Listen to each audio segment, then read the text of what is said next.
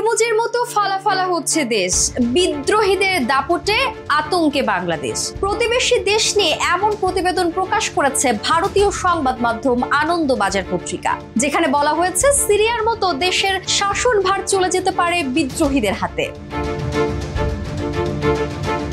সম্প্রতি মিয়ানমারের বিদ্রোহী গোষ্ঠী দেশটির একাধিক এলাকা দখল করার ঘটনাকে কেন্দ্র করে এমন সংবাদ প্রকাশ করা হয়েছে, যেখানে দাবি করা হয় যে কোনো সময় পতন হতে পারে ইয়াঙ্গনের জুন্টা সেনা সরকারের।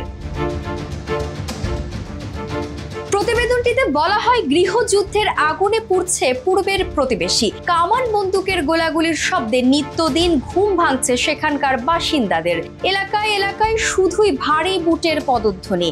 পরিস্থিতি যেদিকে গড়াচ্ছে তাতে সিরিয়ার মতো দেশের শাসনভার বিদ্রোহীদের হাতে গেলে অবাক হওয়ার কিছু থাকবে না।